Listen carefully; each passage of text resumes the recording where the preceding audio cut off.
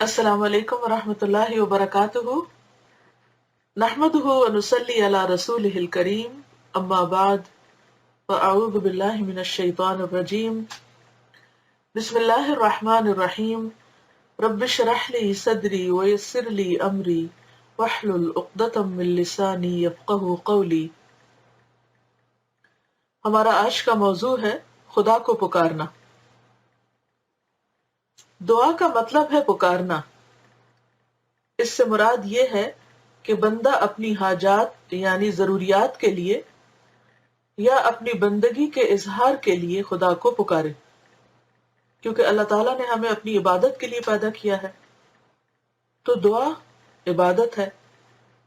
تو عبادت کا اظہار کس طرح ہو، بندہ کس طرح یہ ظاہر کرے کہ وہ واقعی اللہ کو اپنا رب مانتا ہے، اللہ ہی سے اپنی تمام امیدیں وابستہ رکھتا ہے، اس پر اعتماد کرتا ہے، اس پہ توکل کرتا ہے۔ تو یہ سب کچھ ان احساسات اور ان باتوں کا اظہار وہ دعا کے ذریعے کرتا ہے۔ یہ پکار بذات خود ایک عبادت ہے۔ خدا ایک زندہ اور مستقل وجود ہے، وہ دیکھتا ہے اور سنتا ہے، اور یہ طاقت رکھتا ہے کہ جو چاہے کرے اور جس نہج پر چاہے واقعات کا کورس مقرر کرے۔ یعنی اللہ تعالیٰ کی ہستی کا اظہار اور اللہ تعالیٰ کی قوتوں کا اظہار اس کے مختلف کاموں سے ہوتا ہے۔ جب ہم دعا مانگتے ہیں تو اس کا مطلب یہ ہے کہ ہم اللہ کی صفات پر بھی یقین رکھتے ہیں، اللہ کی قدرت اور اس کی عظمت پر بھی یقین رکھتے ہیں، اور ہم اس بات کا اظہار کرتے ہیں کہ اللہ وہ ہستی ہے جس کے اختیار میں ہے کہ جو وہ چاہے کرے۔ خدا کے بارے میں یہی یقین آدمی کے اندر دعا کا جذبہ ابھارتا ہے۔ جب آدمی کو خدا کی معرفت حاصل ہوتی ہے، یعنی پہچان ہوتی ہے اس کی صفات کے ذریعے، تو فطری طور پر اس کے اندر یہ جذبہ بھی ابھر آتا ہے کہ وہ اپنی حاجات کے لیے خدا کو پکارے، وہ اس سے دنیا اور آخرت کی سعادتیں مانگے، وہ اس کو اپنا کارساز بنا لے کہ سب کام وہی کر سکتا ہے۔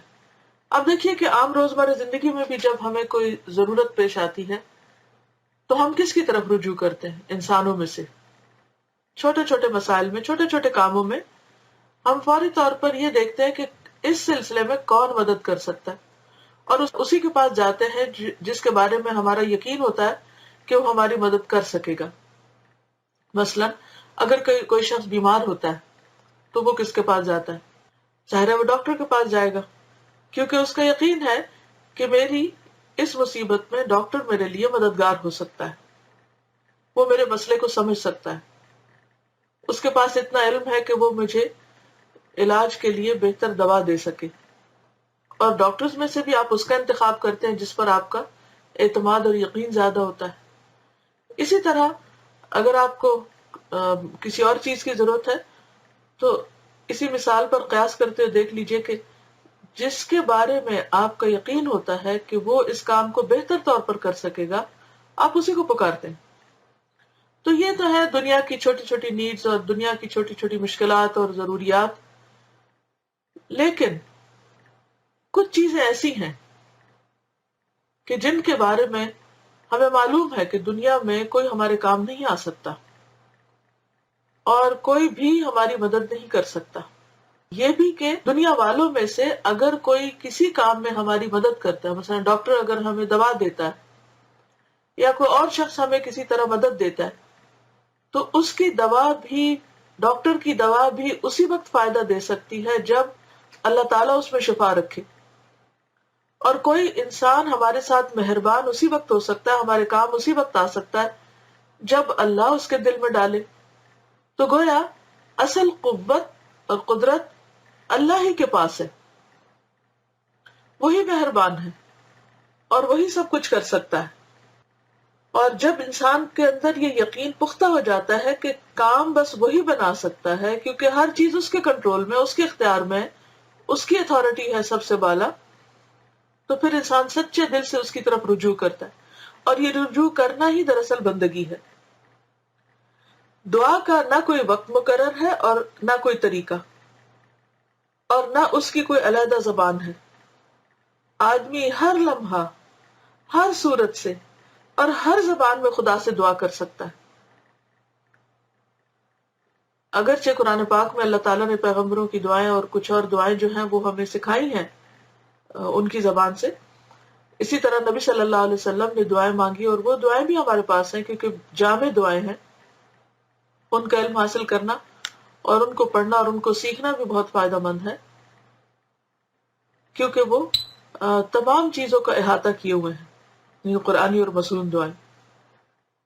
بعض اوقات ایسا بھی ہوتا ہے کہ ہمیں عربی عبارت یاد نہیں ہوتی یا ترجمہ یاد نہیں ہوتا، یا چھوٹی چھوٹی ایسی چیزیں ہیں جو خاص ہماری ہی ضرورت ہو سکتی ہیں عام روزمرہ زندگی کی، تو اس میں انسان چلتے پھرتے اٹھتے بیٹھتے اللہ تعالیٰ سے مانگ سکتا ہے.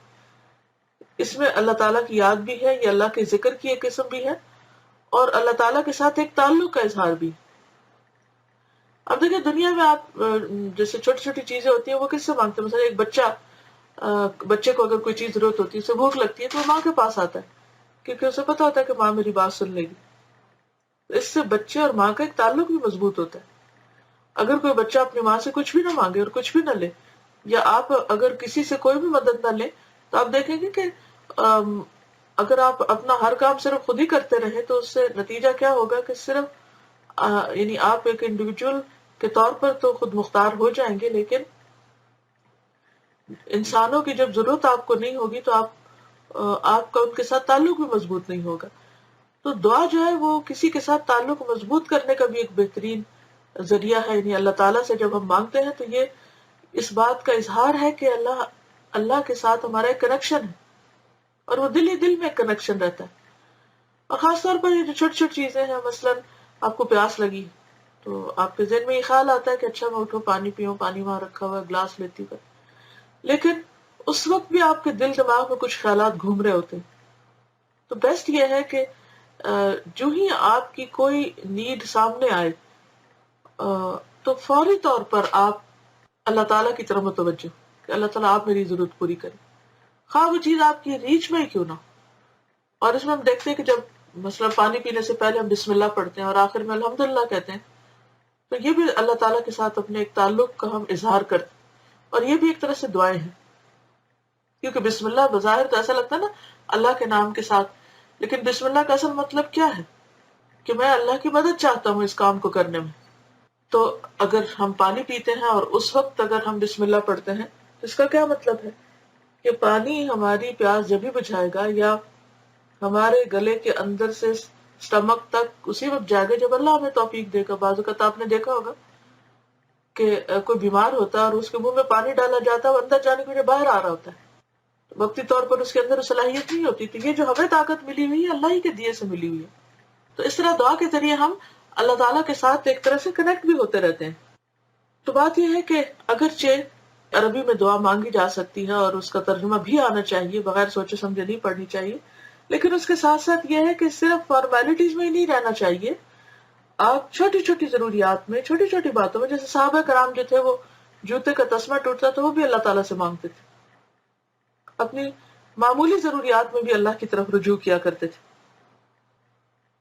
تو دعا اگر سچے دل سے نکلی ہے تو ضرور وہ خدا تک پہنچے گی، خدا اس کو فوراً سنے گا اور اس کے مطابق اس کی قبولیت کا فیصلہ فرمائے گا.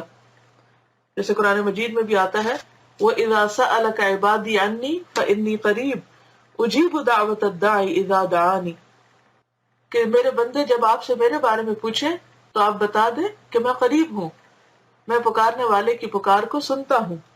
انہیں چاہیے کہ وہ مجھ سے مانگیں اور میری پکار کا جواب دیں، یعنی جو باتیں میں ان سے کرنے کو کہتا ہوں وہ بھی کچھ کیا کرے. تو یہ لکھتے ہیں کہ کچھ دعائیں وہ ہیں جو مختلف عبادتوں کے ساتھ دہرائی جاتی ہیں، مگر زیادہ دعائیں وہ ہیں جو کسی دوسرے عمل سے جڑی ہوئی نہیں ہیں. مثلاً آدمی رات کو سونے کے لیے بستر پر جاتا ہے تو اس کی زبان پر رات کی مناسبت سے کچھ دعائیں آ جاتی ہیں. اسی طرح جب وہ سو کر اٹھتا ہے تو وہ نئے دن کے بہتر آغاز کے لیے دعا کرنے لگتا ہے. اسی طرح جب وہ کسی سے ملتا ہے یا کھاتا پیتا ہے یا سواری پر بیٹھتا ہے یا سفر پر ہوتا ہے یا اپنے معاشی مشاغل میں مصروف ہوتا ہے یا اور کسی حالت میں ہوتا ہے تو اس کی مناسبت سے اس کی زبان سے ایسی دعائیں نکلتی ہیں جن کا مطلب یہ ہوتا ہے کہ خدایا تو اس معاملے میں میرے ساتھ بہتری کا فیصلہ فرما دے۔ دعا کا یہ عمل مومن کی زندگی میں ہر آن مختلف صورتوں میں جاری رہتا ہے۔ دعا کا مطلب خدا سے مانگنا ہے، اور خدا سے مانگنا کبھی ختم نہیں ہوتا، وہ ہر حال میں مسلسل جاری رہتا ہے۔ دعا اپنے رب کے ساتھ کبھی نہ ختم ہونے والے قلبی تعلق کا اظہار ہے، یعنی کسی وقت بھی بندہ اپنے رب سے پھر غافل نہیں ہوتا۔ یعنی دعا دراصل اللہ کو یاد رکھنے کا ایک ذریعہ ہے۔